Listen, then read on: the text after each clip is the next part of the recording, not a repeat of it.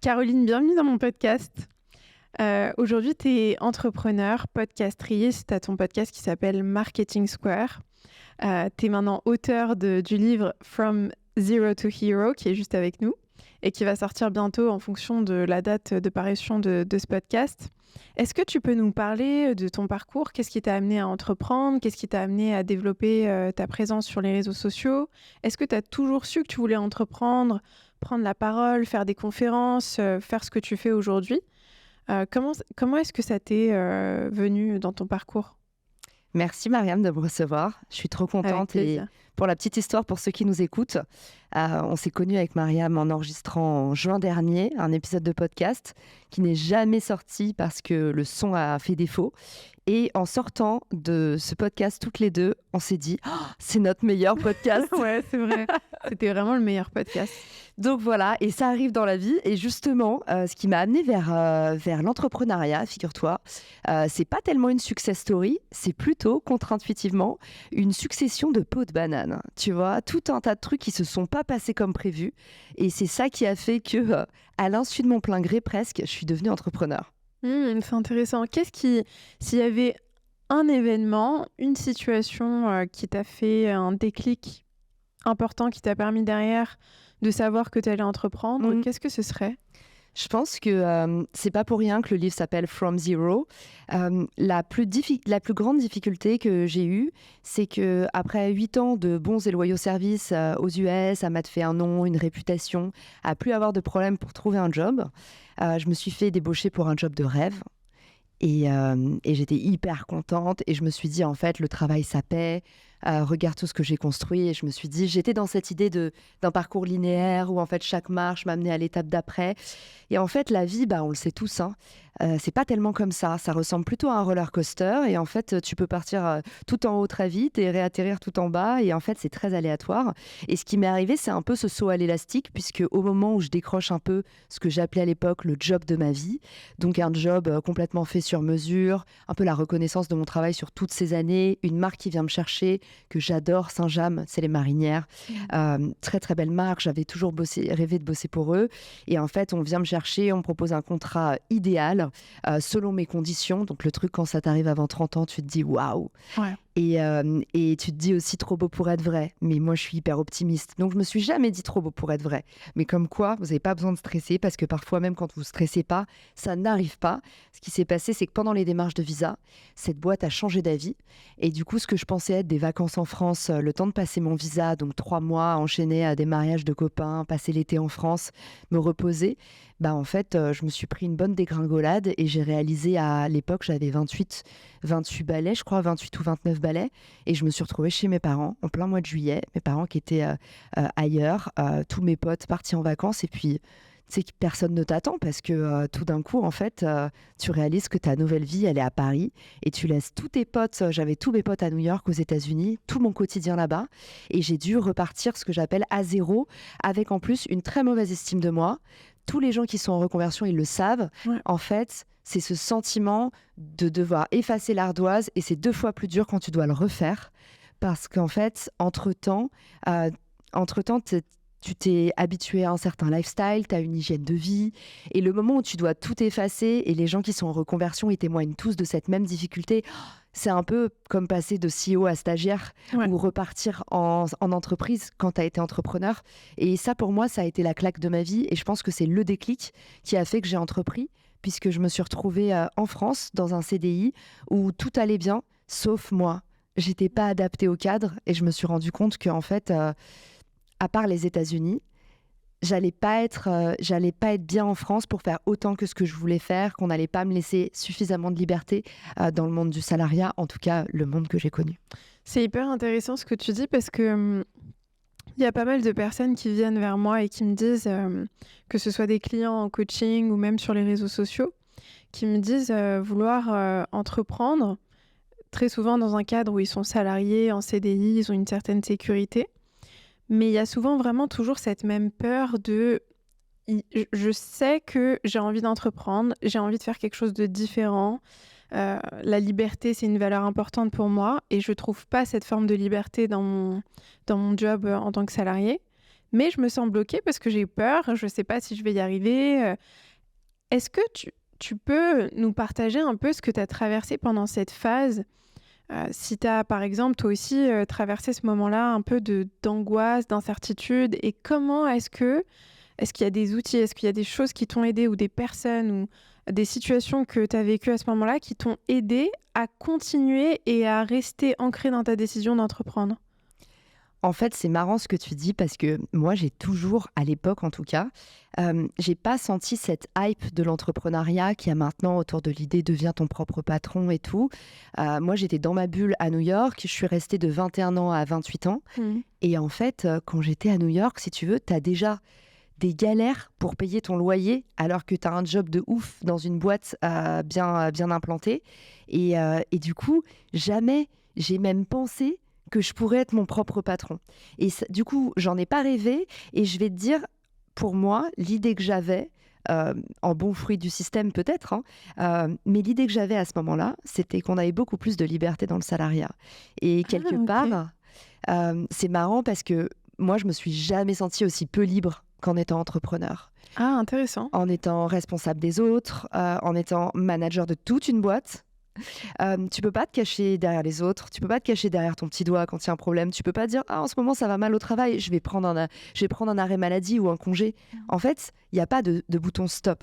Et du coup, pour moi, c'est ça la vraie prison dans l'entrepreneuriat.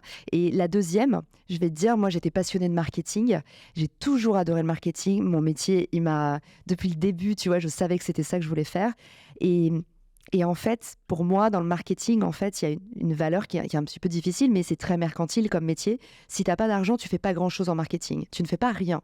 Mais en tout cas, moi, j'ai toujours rêvé, à l'époque, peut-être en bon fruit du système, mais mon rêve, c'était de gérer en fait des portefeuilles de millions d'euros. Donc, quand je me suis retrouvée dans des énormes boîtes, j'ai commencé chez Danone.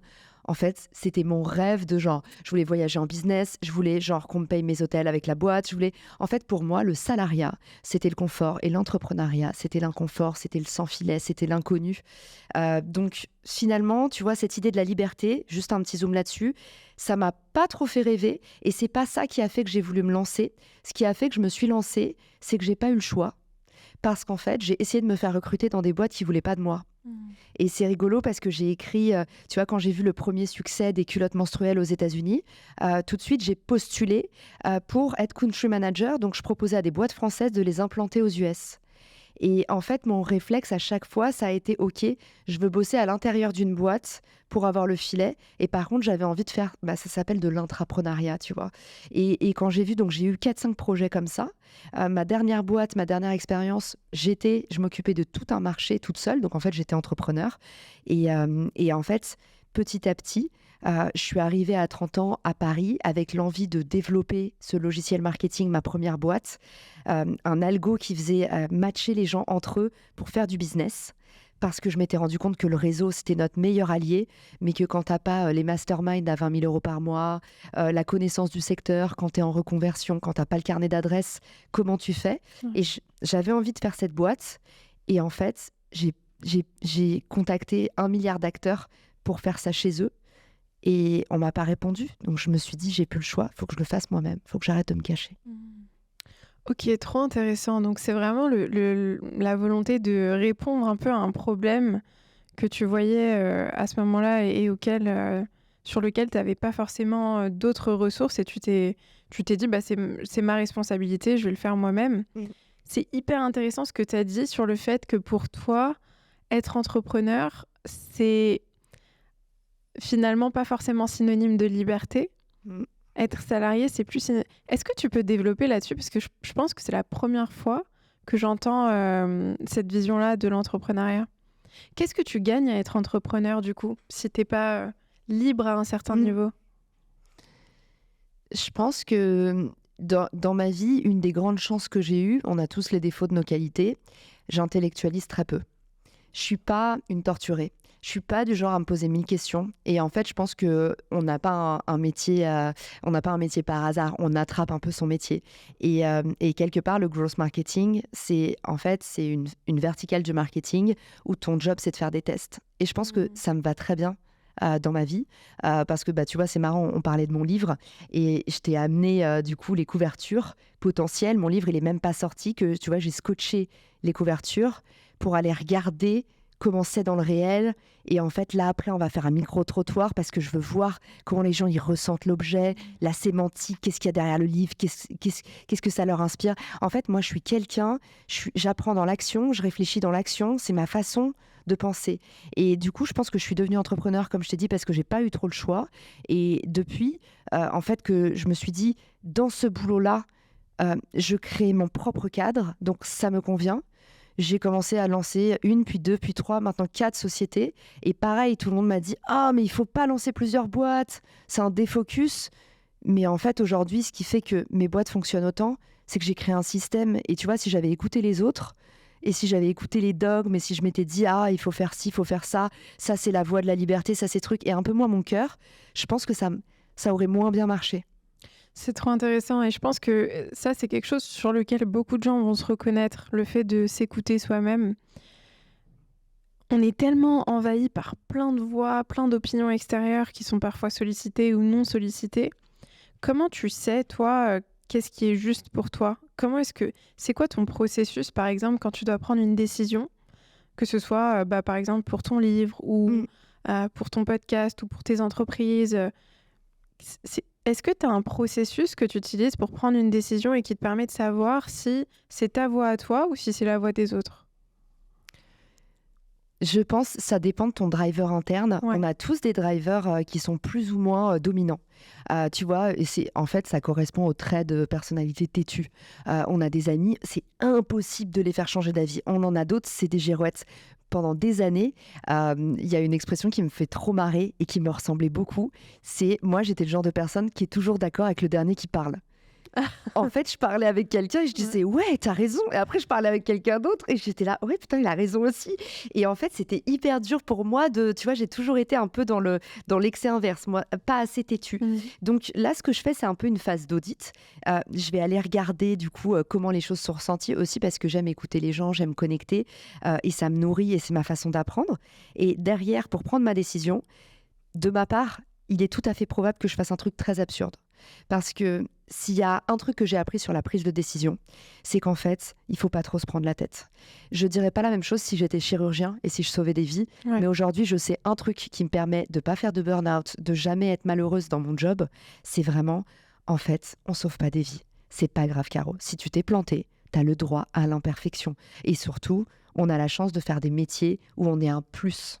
Tu vois, moi je considère que dans la vie des gens, je suis un plus. Mais je veux dire, comme je t'ai dit, on n'opère pas à cœur ouvert. Et du Ouais. coup, je dirais pas ça dans l'exercice de n'importe quel métier. Mais là, peut-être que c'est... Enfin, tu me connais un petit peu maintenant.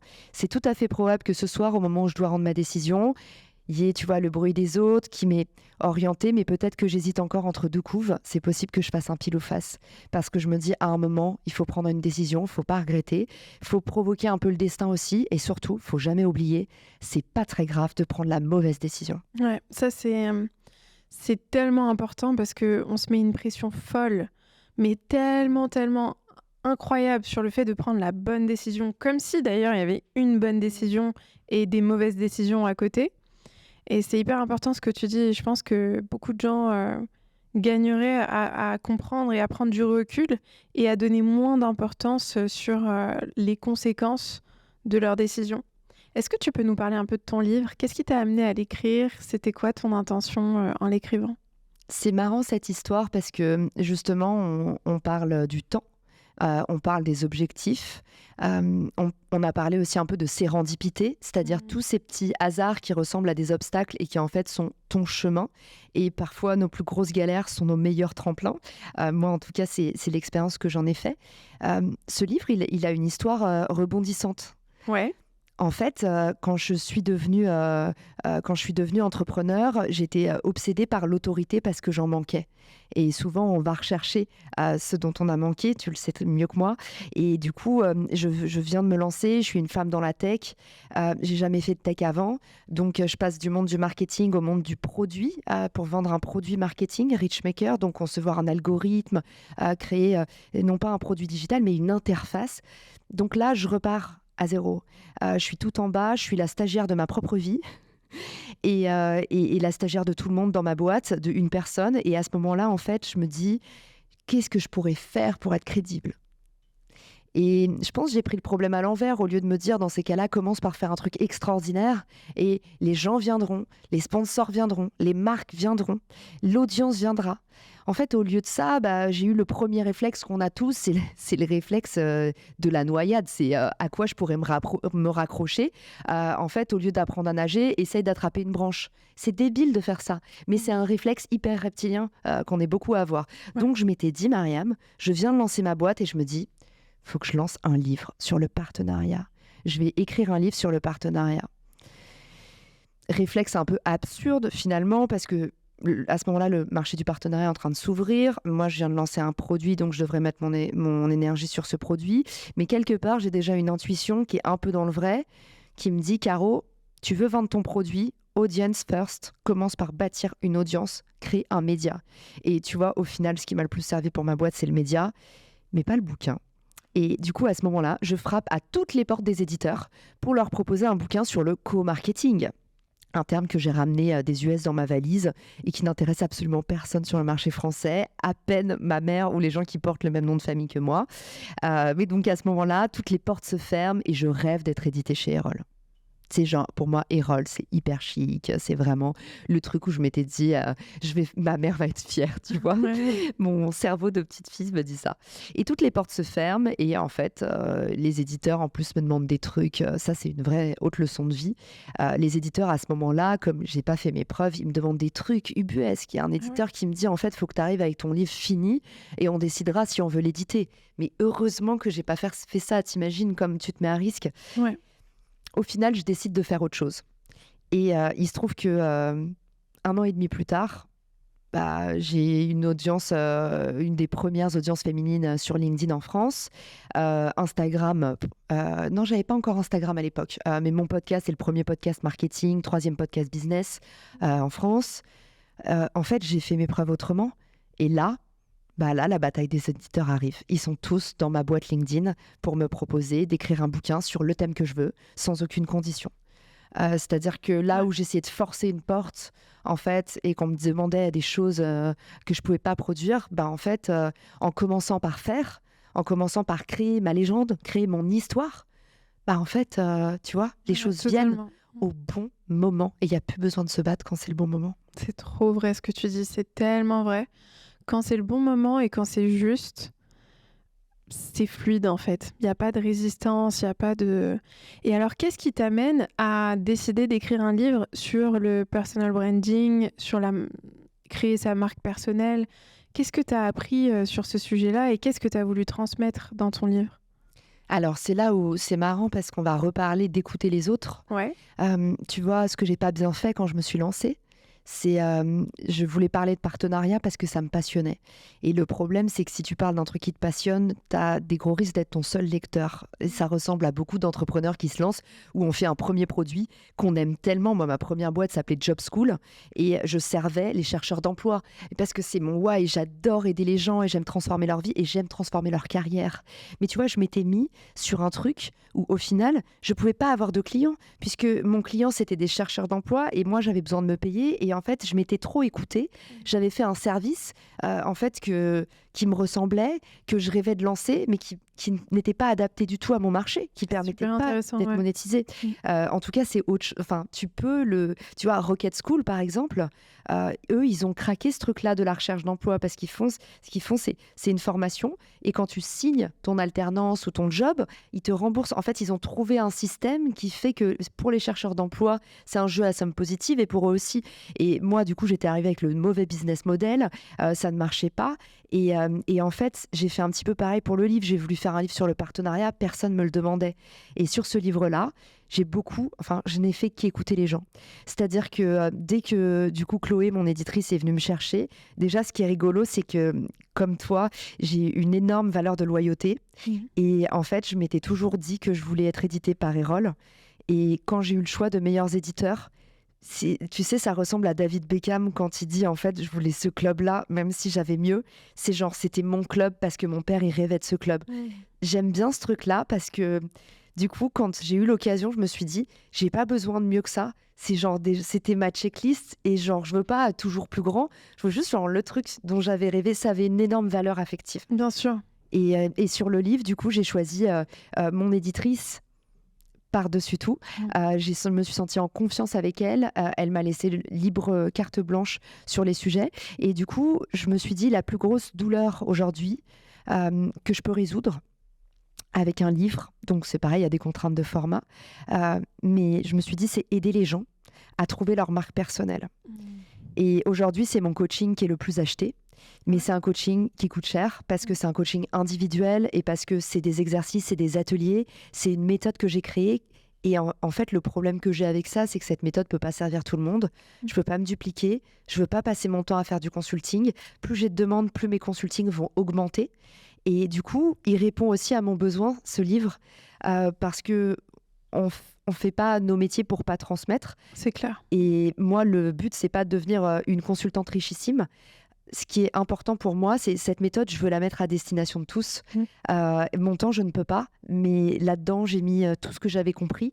Et j'ai aussi écouté les gens. On m'a dit, on aime les anecdotes, on aime avoir les petits coulisses de l'influence, on aime savoir vraiment ce qui se passe dans la vie des créateurs. Et du coup, c'est pour ça, et d'où l'enjeu autour de la couverture. J'aime ce côté aussi anti-héros, de dire, vous avez le droit d'être pas maquillé, mal coiffé, d'avoir des boutons. Vous avez le droit d'être vous et showcase your talents. C'est ça, en fait, l'unicité. Totalement d'accord avec toi. Et c'est vrai que c'est un gros sujet parce qu'il y a pas mal de personnes qui ont envie de développer leur présence, leur marque personnelle, qui ont envie de prendre la parole et créer une audience ou construire une communauté, mais qui ont peur justement aussi de tout ce côté avec leur image, comment ils vont être perçus, etc. Qu'est-ce que tu as appris de particulièrement impactant sur la création d'une marque personnelle? Pour toi, ça passe par quoi créer sa marque personnelle? La première chose, c'est définir ton objectif. Et c'est toujours, honnêtement, hein, on n'a rien inventé. Simon Sinek, le why. Entre le personal branding et le branding, c'est exactement le même exercice. Et c'est toute l'avance que j'ai eue sur le marché. C'est que pendant 10 ans, j'ai craqué des positionnements de marque. Et du coup, et en plus, c'était difficile comme exercice parce que je l'ai positionné sur le marché US, qui est un marché étranglé par l'offre. L'offre, elle est pléthorique. Donc, c'est hyper dur de se positionner. Donc, pendant 10 ans, je me suis cassé les bras sur ces problématiques. Et en fait, une fois que tu craques un bon positionnement, positionner une marque et un individu, c'est pareil. Et c'est ça tout l'enjeu du bouquin. C'est du marketing pour les individus. Et ça ne veut pas dire qu'on va vous transformer en produit. Au contraire, ça veut dire que vous allez pouvoir enfin être tout seul dans votre catégorie au lieu d'être en train de boxer dans le vide, de vous battre dans une catégorie où vous êtes arrivé le millionième, tu vois. Et c'est ça, pour moi, en tout cas, le bénéfice du marketing, c'est de devenir, tu vois, le premier versus un parmi 1 million. Ouais. Et du coup, c'est vos vraies couleurs, c'est pas vous le produit, au contraire, c'est toute ta chair. C'est ce que tu fais très bien d'ailleurs sur tes réseaux. Quelqu'un qui ressemble à tout le monde, on peut s'identifier à lui. C'est l'effet, j'en parle dans le livre Girl Next Door. Tu vois, ça pourrait être ta voisine de palier. Et je pense qu'aujourd'hui, on est dans le règne des anti-héros, des anti-célébrités. Les gens, ils veulent voir plus de normalité. C'est exactement ça, ouais. Dans les années 90, toi qui aimes bien lire, il y a un bouquin que j'adore qui s'appelle Le culte du banal. François Jost, c'est un sociologue. J'allais dire sémiologue, il est peut-être les deux.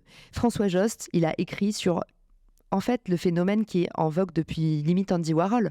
C'est pourquoi est-ce qu'aujourd'hui, on est aussi pop dans notre façon de considérer même nos nouvelles icônes qui viennent de la télé, qui viennent des réseaux sociaux. En fait, on veut des gens qui viennent du réel. Et plus on est, et plus va y avoir de l'IA, plus va y avoir du digital, plus on va se reconnecter à putain, on veut un truc viscéral, on veut un truc d'humain, on veut des gens qui se mouchent, qui sont malades, qui attrapent des virus.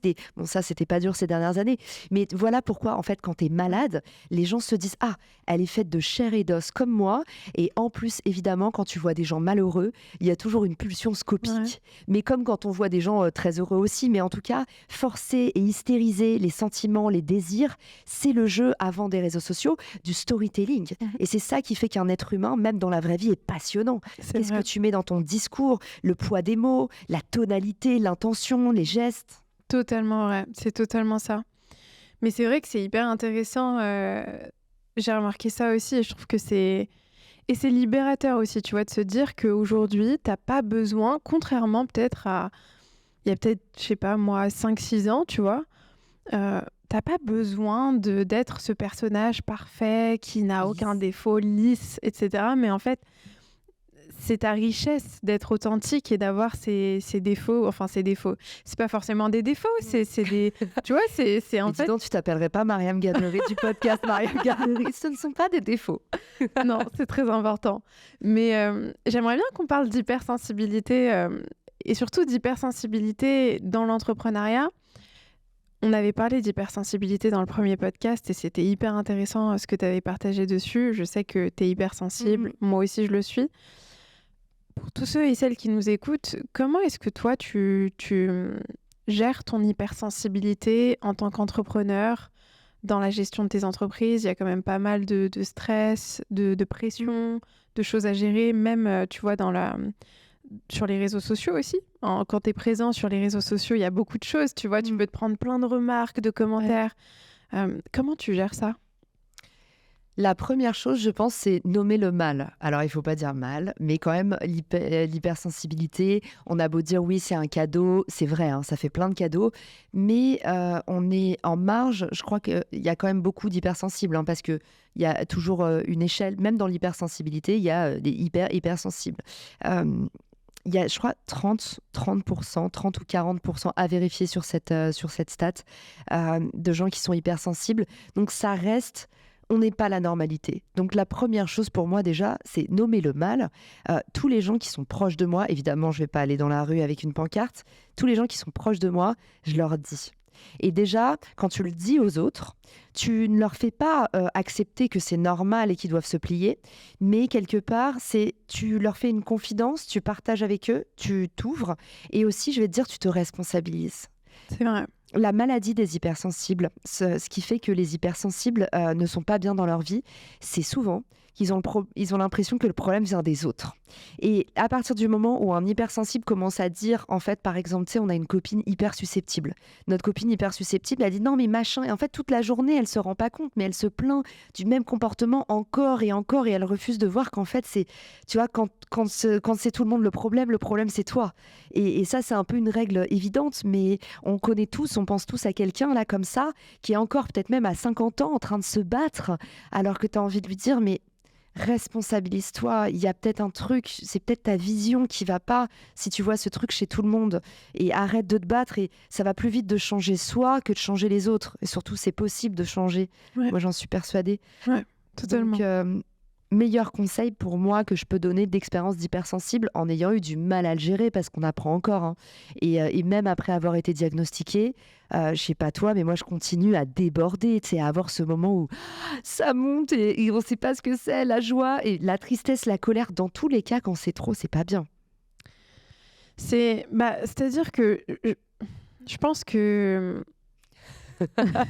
Faut pas parler négativement des émotions, mais voilà. quand c'est trop, c'est pas bien, dans le sens où on se met à un risque, parce que mais on a même, enfin tu vois, moi j'ai la tachycardie, on sue, la prise de parole en Ouais. public, tu vois, par exemple, Oui, totalement. les Mais hypersensibles. ouais, ouais, mais justement, toi, tu prends pas mal la parole en public. Comment est-ce que est-ce que déjà tu stressais au début quand tu prenais la parole en public? Aujourd'hui, tu es quand même vachement à l'aise dans tes conférences, tu parles devant des grosses audiences. Comment est-ce que tu as appréhendé ça justement avec cette hypersensibilité? Je trouve qu'on a tendance à beaucoup suranalyser, anticiper ce que les autres vont penser. On capte des réactions, on Ouais. capte plein de choses, Des tu vois. regards. Des regards, des Ouais. gestes, des choses. Ouais. Comment est-ce que tu en as fait quelque chose de bénéfique dans la prise de parole en public? La prise de parole en public, déjà, j'ai fait un truc qui a très bien marché, c'est la sophrologie. Ah ouais? Ouais. Première chose qui a très bien marché, j'ai fait comme avec le livre, hein, j'ai fait des tests. Et du coup, quand j'ai eu ma première prise de parole en public, d'ailleurs, il y a pas longtemps, j'ai fait une newsletter là-dessus où j'ai retrouvé Mariam, ma première table ronde, qui était genre à 8 h du matin, dans un tout petit truc où il y avait 30 personnes. Je n'ai pas dormi ou mangé pendant une semaine. J'étais trop mal. C'est vrai. Et c'est très drôle, elle est encore en ligne. Et alors, Et- qu'est-ce que tu en as pensé en la revoyant? Mais je me suis dit, comment j'ai pu stresser pour ça? Mais on a toujours ce sentiment-là à l'étape d'après. C'est comme quand, moi je me souviendrai encore en CM1, je me suis fait pincer en train d'envoyer, tu te souviens, on envoyait des mots à l'école, à travers la classe, et tu sais, les trucs partaient comme une fusée. Dès que le prof il se retournait, paf, on envoyait l'école, il y avait des mots, c'était trop drôle. Je me souviens, ce truc comme un feu d'artifice, le prof se tourne pour écrire un truc à la craie et tu voyais tous les mots, tu sais, on les avait tous préparés dans nos mains et on attendait pour les jeter. Et un jour, je me suis fait pincer. Et le prof a pris mon mot, il l'a lu, alors que c'était un mot, tu vois, pour mon amoureux ou un truc comme ça, j'avais écrit un truc un peu olé olé, je pense. Et je me souviens que pendant toute l'heure de cours, le sentiment de honte, mais j'oublierai jamais Mariam, alors que j'avais, je sais pas, je devais être en CE2, un truc comme ça, mais le sentiment de m'être fait pincer, la culpabilité, la honte, la peur qu'on appelle mes parents, de pas être la bonne élève, le truc. Et en fait, tu vois, c'est les trucs après coup, tu te dis toujours, et pourquoi j'ai fait ça ? Et ça aide d'ailleurs dans le stress de dire en fait, ce qu'on est en train de faire là, peut-être on a stressé avant le podcast, on s'est dit, en fait, genre, quand on va être dans 2 ans, on va se regarder, on va dire, mais pourquoi j'ai eu peur de ça, tu vois ? Ouais, c'est trop vrai. C'est vrai que ça aide, et ça aide de revenir en arrière et de voir à quel point finalement, à chaque fois, le processus, c'est le même. Parce que tu passes un stade, tu étais stressé, tu passes ce stade, tu te rends compte qu'en fait, c'était pas grand-chose. Tu passes un autre stade, tu stresses parce que tu as l'impression que c'est énorme. Et juste de te rappeler que dans le passé, tu as passé toutes ces étapes et ces étapes-là, finalement, elles se sont avérées totalement OK. Ça te permet, je trouve, de prendre du recul dans le présent. Aujourd'hui, tu prends pas mal la parole en public. Qu'est-ce qui t'aide ? Quel conseil tu pourrais donner à ceux qui nous écoutent et qui auraient envie de se lancer dans la prise de parole en public ? Je pense que ce qui aide à prendre la parole en public, la première chose, c'est vraiment d'aimer ça. Moi, dès que je sortais de scène ou de l'estrade ou d'une prise de position sur un truc, je me disais genre, l'adrénaline de fou. Et je suis pas fan de sensations fortes, mais j'aime cette sensation forte-là, tu vois. Pour moi, c'est mon personal roller coaster. Et ouais, cette sensation quand t'es fier de toi d'avoir fait un truc, et ben ça, je l'avais quand je sortais. Et du coup, ne vous forcez pas. Tu vois, moi, je pense que c'est évident, il faut aller dans sa zone d'apprentissage. Maintenant, si tu vas dans cette zone d'apprentissage et que t'en tires pas de plaisir, on n'est pas des sadomaso dans l'entrepreneuriat. Moi, les trucs que j'aime pas faire, je les fais pas. Si vous êtes à l'aise à l'écrit et que vous avez une superbe plume et qu'à côté de ça, à l'oral, en fait, il se passe rien, vous aimez pas ça et en plus on vous dit oui, tu as des difficultés. Moi, dans ma vie, j'ai toujours trouvé ça beaucoup plus facile et ça m'a toujours rendue beaucoup plus heureuse et service de creuser les trucs dans lesquels j'étais mauvaise plutôt que d'essayer de devenir moyenne dans un truc où j'étais pas bonne. Et du coup, moi, j'avais sur mon carnet résultats non homogènes et j'étais vraiment j'avais des résultats qui faisaient le grand écart. Mais en fait, ça m'a beaucoup servi, ça m'a permis de me spécialiser notamment. Donc, sur la prise de parole en public, si vous sentez qu'il se passe un truc quand vous prenez la parole, qu'on vous dit que vous avez du potentiel, ou alors que vous kiffez, allez-y à fond les ballons. Sinon, trouvez ce qui vous rend spécial, en fait. Et c'est marrant parce que tu devrais faire des interviews et peut-être lancer un podcast, Mariam, parce qu'on reboucle avec par quoi ça commence la marque personnelle. Ça commence par ça. Écoutez-vous, c'est quoi vos forces ? Et c'est tout ce dont je parle dans le bouquin, dans la méthodologie qui fait 7 chapitres, donc je vais pas pouvoir te les retracer tous, mais ça commence par ça. Le why, qu'est-ce qui m'anime ? Qu'est-ce que je veux devenir ? Moi, j'ai toujours rêvé de faire des grandes scènes. Je voulais être Tony Robbins. C'est vrai, hein ? Si tu voulais être Tony Robbins. Elle m'a regardée, elle a fait... T'inquiète. Marie Forleo, tu vois, on a les mêmes icônes. C'est pas pour rien qu'on est là, tu vois. On a regardé, on s'est dit, waouh, un jour, c'est vrai. Un jour, moi aussi, je veux créer des déclics comme ça. Mais c'est vrai ce que tu dis. Ça, je trouve que c'est une super astuce de te dire, mais qui est-ce que j'admire ? Qui est-ce que, quand je regarde cette personne, je ressens, je me sens éveillée, j'ai trop envie de faire comme elle, ou j'ai envie de... Ça te donne une idée claire de ce que t'aimes et de ce que tu aurais envie de faire. À ce sujet, Mariam, il y a un post que j'ai fait c'est un de mes posts préférés. Parce que quand on écrit des posts, je sais pas toi, mais moi j'ai l'impression que c'est des mini-œuvres parfois. Ouais, c'est vrai. On couche nos tripes. Et en fait, je mettais une photo. Je te le retrouverai pour qu'on le mette dans le podcast. Ouais. Je mettais une photo d'une conférence au moment où je suis rentrée des États-Unis, avant que je lance ma boîte. Et à ce moment-là, j'ai l'air d'avoir 18 ans. Alors que j'en ai 28 et 28 ou 29. Et en fait, je suis à une conférence et j'écoute Inès Leonarduzzi. Tu sais, elle a une boîte dans l'Impact et en fait, cette nana, juste hyper bonne communicante, parfaite, à ce moment-là, elle représente l'entrepreneuriat féminin en France parce qu'on n'a pas beaucoup d'icônes, faut le dire aussi. Ouais, c'est vrai. Et quand je rentre des US, je vais à une conférence de cette nana et tout ce qu'elle fait est parfait. Je suis là, tu sais, c'est comme ces filles à la salle de sport, elles sortent de 2 heures de vélo, elles étaient dans la même salle que toi, elles n'ont pas sué, elles ont des cheveux soyeux, quand elles enlèvent leur queue de cheval, elles n'ont pas la trace de l'élastique.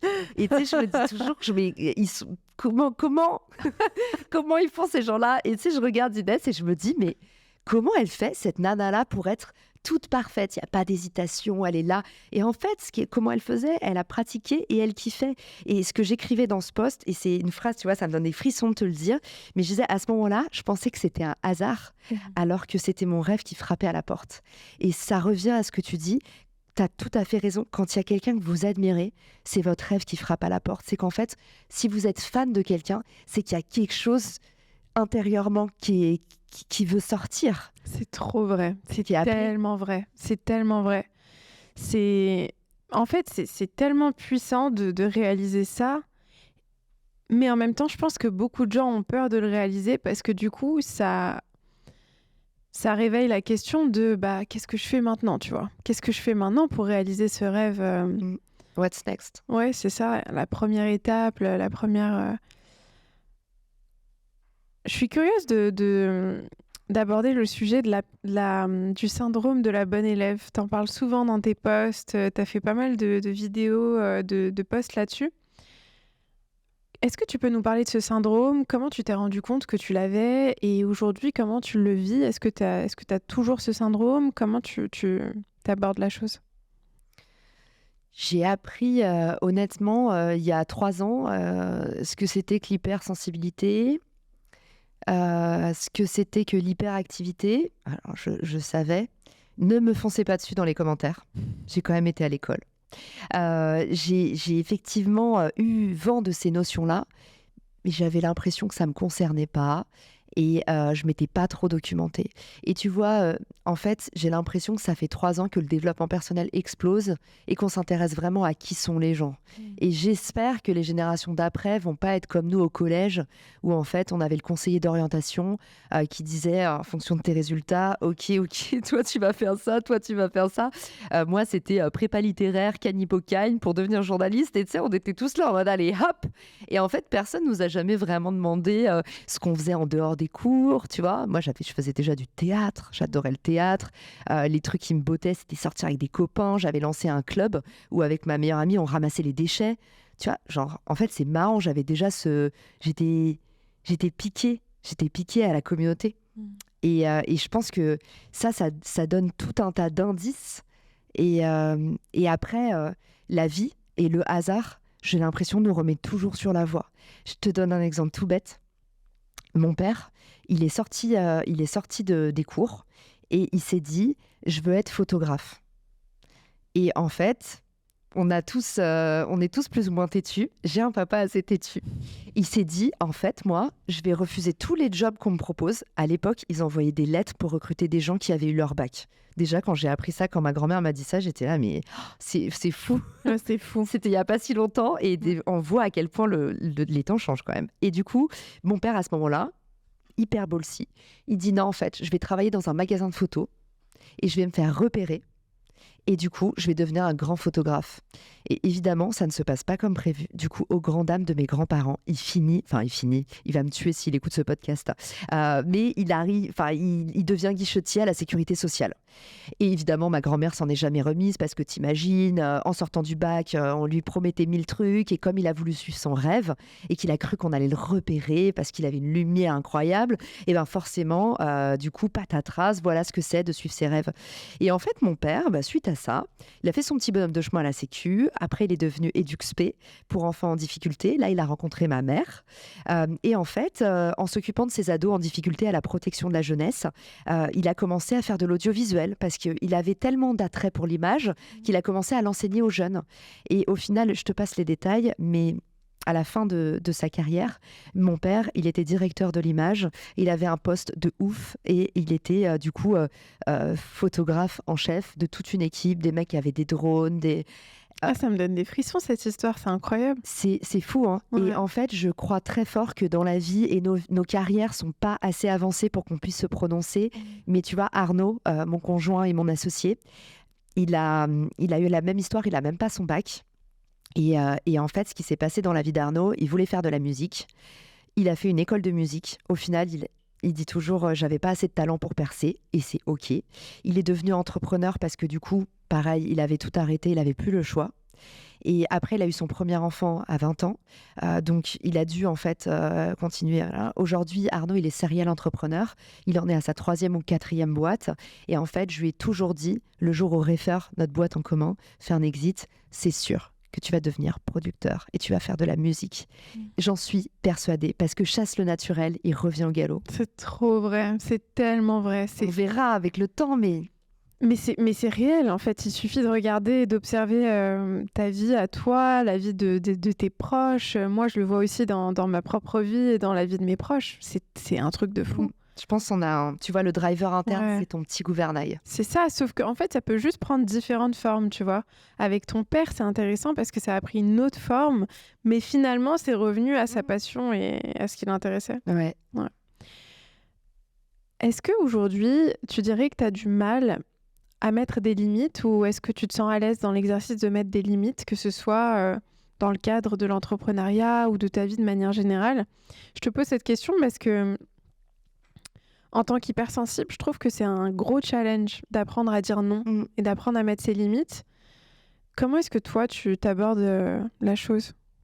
C'est marrant que tu me dises ça parce que j'ai l'impression que c'est le problème le plus universel chez les entrepreneurs.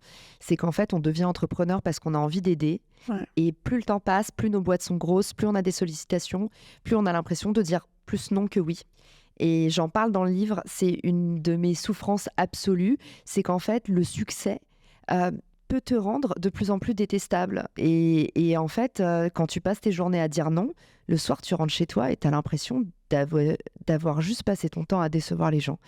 Et pour moi, il y a plusieurs techniques. Et il y a un petit atelier que je propose dans le livre qui est assez rigolo. Il y a plusieurs techniques pour apprendre à dire non. Mais je vais te donner un petit raccourci pour mes préférés. La première chose, pour la plus facile pour apprendre à dire non, on va pas se mentir, c'est déléguer. Donc, C'est vrai. les virtual assistants, ça coûte plus rien. Si vous nous écoutez, que vous êtes entrepreneur, que vous gagnez suffisamment bien votre vie, vous êtes dans l'étape d'après le lancement et que vous commencez à avoir genre plein de sollicitations et qu'en fait ça vous fait de la charge mentale, déléguer à une assistante qui va faire le tri pour vous, c'est quand même la folie. Si vous n'avez pas encore l'étape de l'assistante, à minima un répondeur automatique qui va vous faire le tri et qui va dire, bah voilà, si vous avez une demande là-dessus, sachez que je ne prends pas. Je vous donne un exemple, typiquement une marque de mode pourrait dire, voilà, si vous nous appelez à propos d'un partenariat pour cette année, nous n'en mettons pas en place. En fait, quand tu reçois ça, il n'y a pas de vexation possible. Les gens, ils sont vexés quand ils savent que c'est toi qui les as pas choisis. Donc déjà, le répondeur automatique, si vous n'êtes pas dans le luxe de pouvoir vous payer une assistante, un répondeur automatique, c'est déjà une bonne façon de ne pas vexer en faisant comme une espèce de FAQ, tu sais, genre un retour email qui dit voilà, je traite mes emails le mercredi de tel jour à tel jour. En attendant, pour ces réponses-là, je ne vous répondrai pas parce que je reçois beaucoup de demandes. Et, voilà. Et déjà, là, l'affect pour moi est pas touché. Moi, ce qui me fait peur, ce que j'aime pas d'en dire non, c'est j'ai peur de blesser, tu vois. Donc là, on se dit déjà, on préserve un peu les autres. La deuxième chose que j'adore, et c'est la solution que j'ai trouvée moi, parce que oui, évidemment, j'ai pas de mal à mettre des limites, j'ai du mal à pas faire plaisir. Ok. Donc mes limites, moi je me les mets très bien à moi-même. Quand ça va trop loin, j'envoie le fameux bunker grenade de l'hypersensible. C'est-à-dire que je me laisse manger, et puis tout d'un coup, ah ça c'est ma limite, zone rouge. Et là je vais soit bouder, soit ghoster, soit faire tous les trucs que les hypersensibles connaissent et qui sont pas beaux, mais qui sont vrais, il faut vivre avec.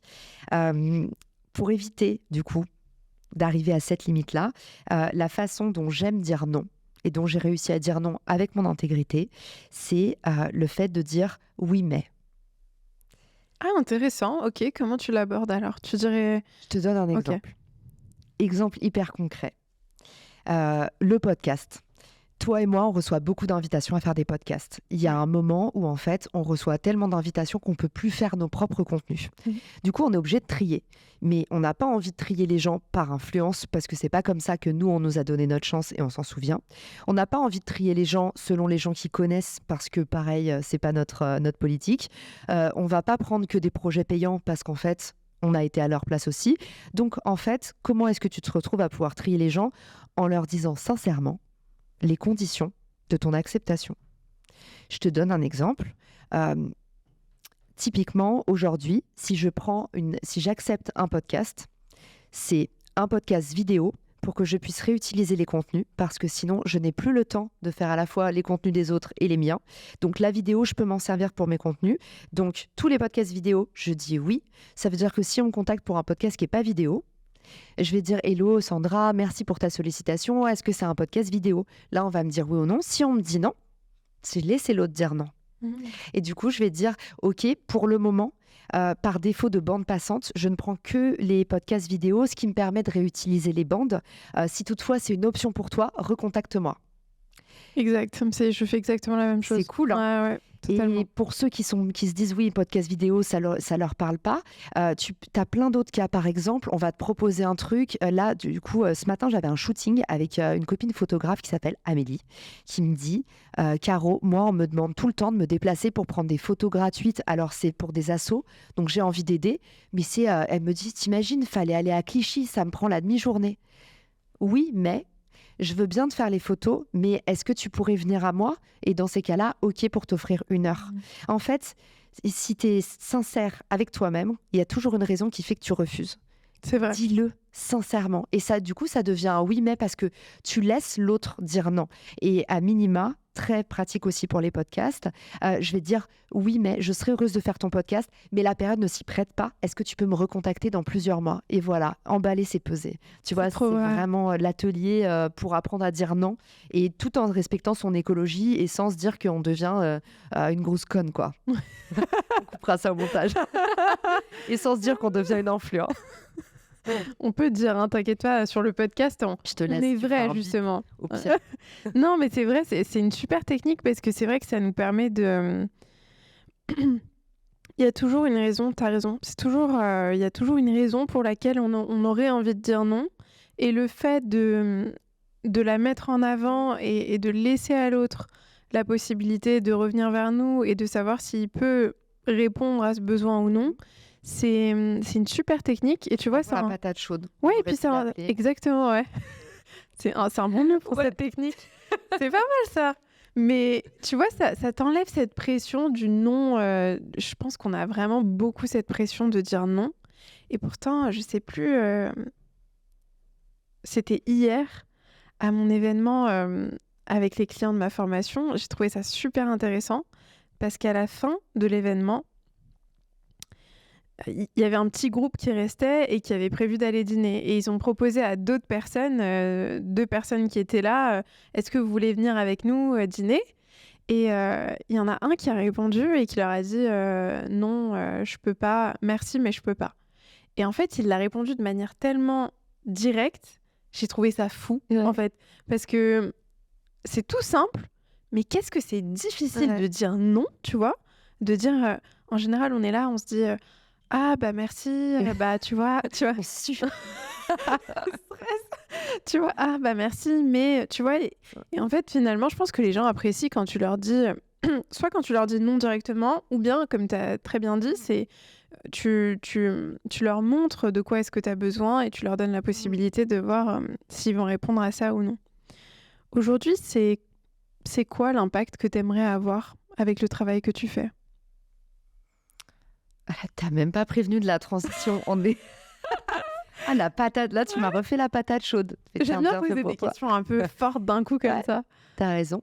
C'est quoi l'impact que j'aimerais avoir avec ton livre, avec ce que tu partages sur les réseaux sociaux, ce que tu proposes avec tes entreprises, avec l'agence personnelle? Qu'est-ce que tu aimerais résoudre comme problème pour les gens? Je pense qu'aujourd'hui, on se met beaucoup de limites parce qu'on attend le bon moment pour faire. Et on attend aussi de briller pour briller. Je te donne un exemple.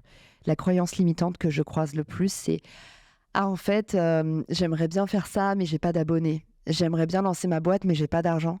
En fait, je dis toujours, c'est l'inverse. Si tu veux de l'argent, lance ta boîte. Si tu veux des abonnés, crée ton format. Et en fait, j'ai tellement l'impression qu'on peut facilement mettre les gens dans le faire, dans les conditions du succès, et qu'aujourd'hui, les seules choses qui les empêchent d'avancer, c'est sans vouloir taper sur la France, parce que tu me connais dans mes vidéos, je suis un peu dure parfois avec l'état d'esprit français, mais j'ai toujours l'impression d'être un Indien dans la ville, même si ça fait 3 ans que je suis rentrée. Je me dis toujours, mais le mindset ici, il est à l'envers. Mm. Et en fait, les gens sont pas mis dans les conditions de leur réussite. Et quand tu viens de l'étranger, et toi, tu passes une partie de ton temps à Dubaï, quand tu viens de l'étranger, tu te dis, mais c'est évident l'ordre naturel des choses, en fait. On est étouffé par les conventions, par les croyances limitantes. On est des latins, donc on intellectualise beaucoup. On veut attendre que ce soit parfait pour sortir. On veut attendre d'être influent pour créer du contenu. En fait, c'est l'inverse. Il faut commencer humblement en faisant et construire et bâtir son empire. Et il faut commencer d'abord par mettre les mains dans le cambouis. Il n'y a pas de quelqu'un va venir vous chercher pour... je raconte toujours, hein. Moi, j'ai créé mon propre média parce que personne ne m'invitait. Et c'est OK, mais au lieu de vous battre dans une catégorie, créez la vôtre. C'est ça la marque personnelle, tu vois. Et c'est ça que je veux laisser comme impact, c'est je veux donner les clés, je veux donner les clés du château. Je veux que les gens ils puissent se dire ah bah putain en fait je me sens bien dans la lumière. C'est trop beau et j'adore. J'adore et c'est tellement vrai en fait. On a tendance à beaucoup se mettre de pression et je pense que c'est aussi un peu du perfectionnisme. Je sais pas si tu as déjà eu ça, mais je pense pas du coup, vu que tu me dis que tu suranalyses pas trop les choses et que tu es plutôt dans l'action. Mais c'est vrai que je le vois beaucoup, tu vois, ce truc-là de il faut d'abord que j'ai cette étape, ce truc-là, cette audience, de l'argent. C'est intéressant que tu dises ça parce que ça, c'est vraiment clairement une des croyances les plus limitantes des gens qui veulent entreprendre. J'ai pas le perfectionnisme, mais j'ai l'excellence comme toi, tu vois, notre syndrome bon élève. La différence entre les deux, pour moi, je te donne un exemple. Pour moi, c'est pas grave de sortir un truc qui est pas parfait si je me suis défoncée pour le faire. Et du coup, pour moi, la volonté d'excellence, souvent, on se dit « Ah, mais c'est la même chose ». C'est pas du tout la même chose parce que moi, je travaille énormément déjà et j'ai une qualité, j'ai une exigence de qualité qui est quand même haute. Mais par contre, à côté de ça, je vais me dire je sais très bien qu'on ne peut pas tout tenir à la fois. Et du coup, je m'autorise la marge d'erreur. Et donc, le perfectionnisme, c'est dangereux parce que ça crée l'immobilisme. Alors que l'excellence, ça vous crée du mouvement en permanence. Ça vous pousse tout le temps à aller à l'étape d'après. Donc, c'est, tu vois, un poids de mesure sur une même notion qu'on a tendance à confondre. Ouais, c'est vrai, je suis totalement d'accord. Le perfectionnisme, c'est plus... je vais pas agir si c'est pas parfait. Et d'ailleurs, la perfection, ouais, c'est hyper subjectif, hein. Tout le monde a un standard de perfection qui est différent. Mais l'excellence, c'est plus... je sais où je veux aller et je veux donner le meilleur de moi-même. Et d'ailleurs, là aussi, c'est intéressant de voir qu'on a tous un standard d'excellence qui peut être différent. Mais du coup, dans l'excellence, tu es beaucoup plus dans l'action que dans le perfectionnisme. S'il y avait une leçon que tu avais apprise ces 3 dernières années et qui t'a le plus impacté, qu'est-ce que ce serait ?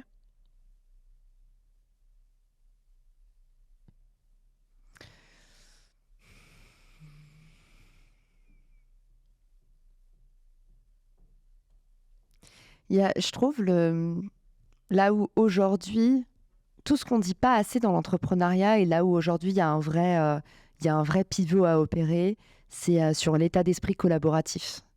Les gens ne partagent pas. Et j'ai l'impression, je vais te donner plusieurs exemples dans l'entrepreneuriat, que il y a cette idée du seul contre tous et tous contre tous. Et un exemple tout bête, c'est que tu vois, quand tu commences dans l'entrepreneuriat, on t'éduque avec ce fait de ne pas partager ton idée, pas partager tes moyens non plus. En fait, c'est comme si quand tu partageais quelque chose, il perdait de la valeur. Et je trouve ça bien que la creator economy arrive parce qu'en fait, on est en train d'éduquer le marché vers autre chose. On est en train de dire c'est l'inverse. Plus tu partages, plus ton idée, elle prend de la valeur. Et c'est même comme ça que l'idée prend de la valeur. J'avais entendu une vidéo d'un créateur de contenu qui m'avait fait bondir, qui disait, tu vois, le mec qui a commencé en frottant de silex, ben, s'il n'avait pas partagé son idée, il serait à la tête de l'entreprise la plus riche aujourd'hui. Et je me suis dit, mais mec, t'as rien compris, quoi. T'es vraiment un bon Français. Parce que, en fait, la condition du progrès social et de notre survivance en tant qu'espèce à tous, c'est le progrès, c'est le partage, c'est la communication. Et le progrès n'existe que par ça. Genre, on est éduqué grâce à ça, l'encyclopédie, les lumières. Enfin, en fait, j'ai vu ce mec, créateur de contenu, publier ça et je me suis dit, mais comment c'est possible d'être monté à l'envers comme ça ? Ouais, Et je trouve que c'est un état d'esprit hyper petit. Et tout le principe aujourd'hui, c'est la vie est un jeu infini. Donc, plus tu fais grandir les autres, plus tu grandis. Plus tes potes, ils sont influents. Mais moi, qu'est-ce que je suis contente quand je vois mes copines autour de moi qui font des buzz et des cartons. Je me dis, mais c'est génial. Comme je suis contente quand la voisine au-dessus, je vois qu'elle a un toit terrasse. Je me dis pas, ah, moi, j'ai pas un toit terrasse. Je me dis, cool, je vais pouvoir squatter.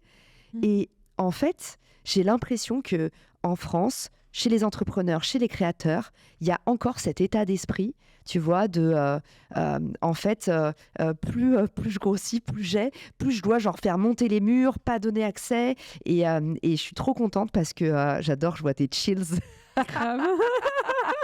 She likes it. C'est son like virtuel à Maria.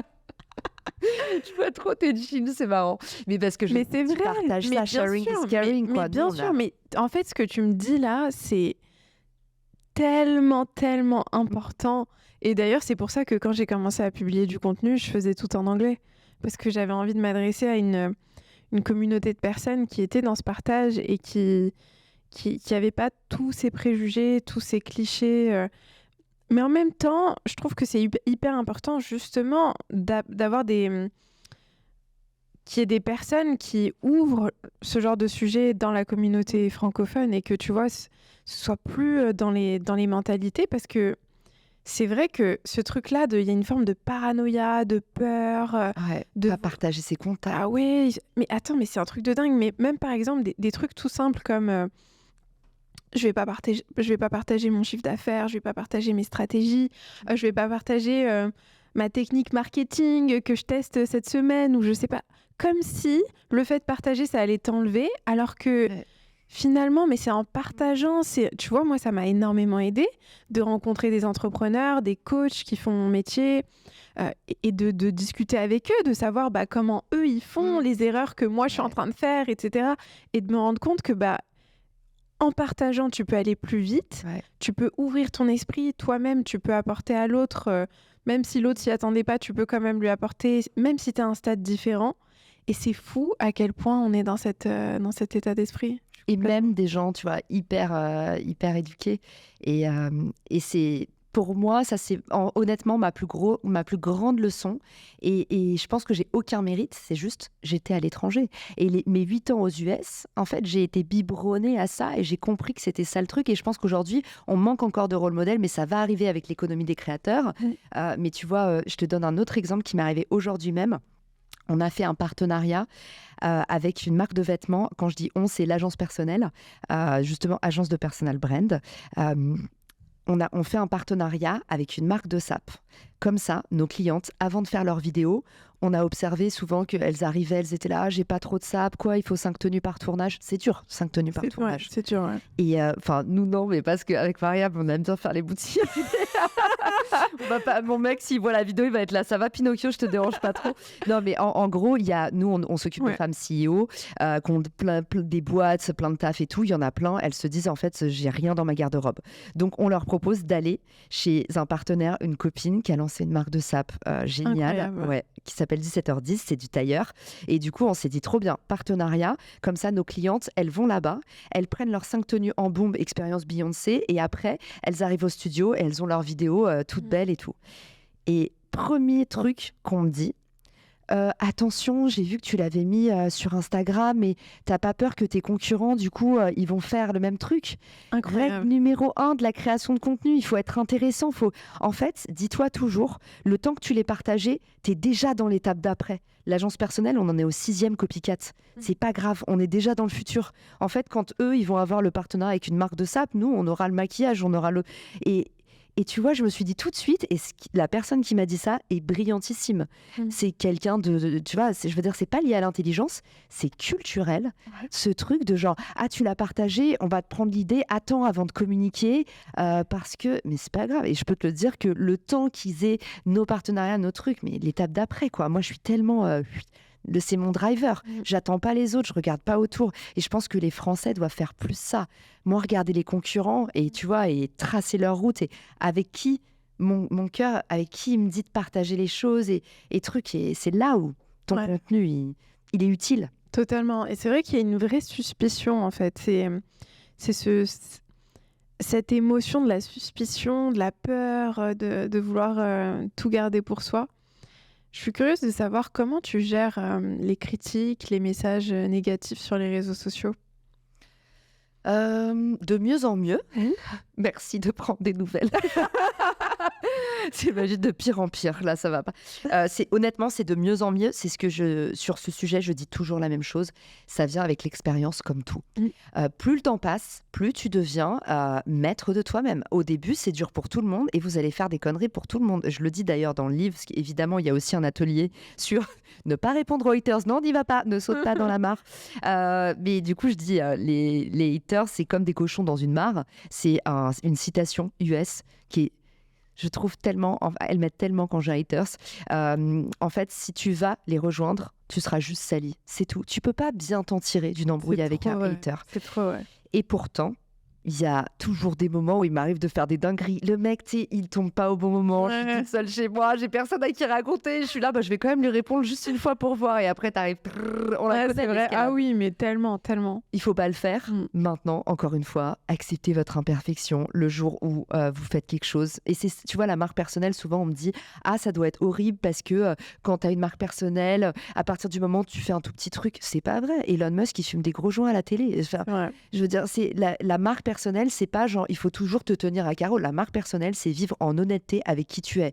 Donc, le jour où tu fais un truc pas bien, on m'appelle pour de la gestion de crise. Je suis là, excuse-toi.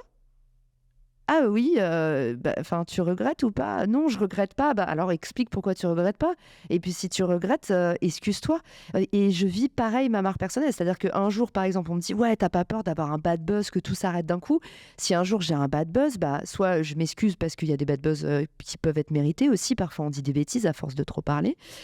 Soit je vais me dire ok, à ce moment-là, comment est-ce que je vais expliquer mon acte, mon fait, mon truc, en disant, voilà, ce que vous n'avez pas eu, c'est ça. Et le fait d'avoir une marque personnelle, ça te donne aussi le pouvoir de réponse. Tu vois, donc encore une fois, moi, je vois toujours le côté un peu brillant. Ça m'est arrivé de pas faire des choses qui me rendaient honneur. Tu vois, de répondre à un hater. Parfois, j'ai envie de répondre gros con. Et après, tu sais, j'efface. Je suis genre dans le chaos, tu peux pas. Ça fait du bien parfois. Ça ferait du bien, mais bon. Voilà. C'est pas possible. Il faut pas le faire sur le papier. Encore une fois, si vous avez glissé, c'est pas grave. Il y a plein de gens qui ont fait des sextapes, des dingueries, des trucs, et derrière, ils ont fait une carrière. Évidemment, n'agressez pas quelqu'un au couteau. Mais en tout cas, ce que je veux dire, c'est que c'est OK de répondre à un haters. Dans tous les cas, il faut pas répondre aux haters. On le sait sur le papier, faut pas le faire. Totalement, totalement. C'est vrai que moi, c'était aussi la règle que je m'étais fixée, mais récemment, ça m'est arrivé quelquefois de répondre. Et comme tu as dit, en fait, quand tu réponds, c'est interminable. Et c'est une... Ou après, t'effaces. Ah non, mais c'est horrible. Laisse tomber, c'est horrible. Mais c'est intéressant ce que tu dis, parce que je sais qu'il y a beaucoup de gens qui auraient envie de se lancer, et ton livre va énormément les aider là-dessus, et qui ont peur, tu vois, beaucoup de cet aspect-là de... Qu'est-ce que les gens vont penser de moi? Qu'est-ce que mes proches vont penser? Et puis tous les haters, toutes les personnes qui vont me critiquer. Est-ce que toi, tu as appréhendé ce que tes proches allaient penser quand tu as commencé à faire des vidéos? Et quand tu as commencé à t'exposer? C'est une bonne question. Je l'aurais appréhendé si j'avais intellectualisé. Mais comme moi, je suis du genre à envoyer la balle et à courir derrière, à réfléchir après, en fait, ça ne s'est pas passé comme ça. Moi, j'ai eu pas mal de critiques quand je me suis lancée. Ça, c'est vrai, notamment de la part d'amis chers. Oui. Donc ça a été dur. Ouais, qui se moquait de moi, quoi. Mais parce que forcément, tu fais tes premières vidéos. Je me souviens de mon meilleur pote qui prenait des screenshots. Tu sais, je faisais des webinaires, il n'y avait personne. Il y avait 5 personnes. Le premier LinkedIn Live, il y avait pas... Quand j'avais 30 participants, c'était en mode waouh. Genre, les premiers lives, il n'y avait pas grand monde et mon meilleur pote était venu sans mettre aucun commentaire, sans truc, mais il y a que nous qui savons que ça aide de mettre des commentaires, des machins. Lui, il est dans la finance, il s'en fout. Il avait juste pris un screenshot et envoyé dans notre groupe de potes en disant, genre, tu vois, et je me sentais comme une pauvre meuf, quoi. Je me suis dit, mais qu'est-ce que tu fous, genre. Et mes potes étaient un peu là en mode, mais Caro, genre, développe ton business, arrête de faire du média. Et quand j'ai commencé mon podcast, t'as pas idée. Même mon jingle de podcast, il est hyper kitsch. Du Marketing Square. Et je l'ai commandé sur Fiverr. C'est un truc que j'ai payé 30 balles. Je l'ai envoyé le texte au pif à un ricain qui savait même pas ce qu'il lisait. Et en fait, j'ai reçu le truc, c'était décalé. C'était bizarre.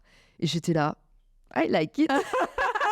Et mes potes étaient là en mode, mais meuf, c'est la honte, tu vas te discréditer. Mais en fait, c'est l'histoire de cette couverture aussi, tu vois. Tu vas te discréditer, ça dessert ton propos. On comprend pas pourquoi le mec, il a un accent anglais, parce que j'ai même pas réfléchi au prestat. J'ai pris le premier venu, tu vois. On comprend pas pourquoi il a un accent ricain. Et après, j'étais là, genre, I like it. Et je l'ai quand même fait. Et au final, les gens ont adoré. C'était ma patte. Et maintenant, tout le monde me dit, mais putain, ton générique, les gens, ils connaissent par cœur mon générique, tu vois. Ils sont là, Marketing Square. Et pourtant, c'était un truc programmé. Ouais. Mais ça montre que tu t'écoutes, en fait. Ça, c'est hyper intéressant de voir que tu t'écoutes, malgré le fait, même pour ta couverture, tu vois, il y a plein de gens qui ont des avis différents, il y a différentes couvertures. Mais c'est hyper intéressant de voir que tu arrives à t'écouter, malgré ce bruit-là. Ok, trop bien. J'ai une dernière petite question avant qu'on termine. Pour tous ceux qui nous écoutent et qui ont envie de se lancer, que ce soit dans l'entrepreneuriat, dans la création de leur marque, est-ce que tu aurais une clé, un outil, une astuce qui t'a aidé toi personnellement et qui pourrait les aider? Franchement, tu vois, c'est aussi pas pour rien que je fais un livre. Aujourd'hui, c'est l'objet qui donne accès à la connaissance la plus profonde avec le ROI le plus grand. Ouais. Et tu vois, les bouquins marketing, tu vois, tout à l'heure en off, on parlait de From Zero to One, parce qu'il disait ça lui faisait penser à mon titre, de Peter Thiel. Tu as Build aussi, un bouquin que j'adore. Tu vas avoir tout, le Linchpin, toutes les sagas marketing des grands héros, des grands gourous aux US. Tu vas avoir aussi les livres des gros entrepreneurs. Tu vois, le bouquin de Elon Musk, là, c'est le deuxième qui sort. Je l'ai commandé, même si Elon Musk fait plein de trucs où je suis pas tellement d'accord. Mais tu vois, ces mecs qui, genre, arrivent à lever des montagnes, finalement, te font sentir vachement plus grand parce que tu te dis, OK, tout ce qu'il a compris, je peux l'avoir dans ma bibliothèque pour 10 €. Et en fait, moi, mon message, c'est lisez un max de livres et pas que des livres marketing. Un truc qui m'aide beaucoup en ce moment, c'était ma nouvelle résolution pour cette année. Je me suis rendu compte que, en fait, je commençais à créer du contenu comme tout le monde parce que je mangeais comme tout le monde. Et je me suis dit, Caro, ce qui a fait ta spécificité de base, c'est que j'avais un parcours atypique. Et en fait, là, ça fait 3 ans que je suis en France, je me suis lissée, j'écoute les mêmes émissions que tout le monde, les mêmes trucs. Et je me suis dit, il faut repartir sur de la nourriture un peu brute, des trucs, des bizarreries de ta part. Si tu veux refaire du contenu personnel, il faut te redonner à manger des choses qui te ressemblent vraiment. Et tous les lundis, je vais écouter de la philo. Ah, j'adore, j'adore. J'étais fan de philo et je m'étais vraiment écartée de ça. Et en fait, tu vois, dans les conférences de philo, ça me pousse à faire du meilleur contenu, ça me pousse à trouver des nouvelles idées parce que je mange pas la même nourriture que tout le monde. Et donc, mon conseil, c'est peut-être rapprochez-vous d'un truc que vous aimiez vraiment beaucoup. Une de mes amies, Nina Ramen, que tu connais aussi, elle a eu une panne sèche il y a pas longtemps, elle n'arrivait plus à créer. Et elle s'est rappelée qu'elle aimait dessiner. J'adore. Du coup, elle se remet au dessin. Et en fait, voilà, rapprochez-vous de ce que vous aimiez faire peut-être en étant enfant et construisez-vous une bibliothèque magique, des bouquins marketing invraisemblables. Même là, tu vois, les lois du pouvoir, les 48 lois du pouvoir de Robert Greene. Un de mes livres préférés.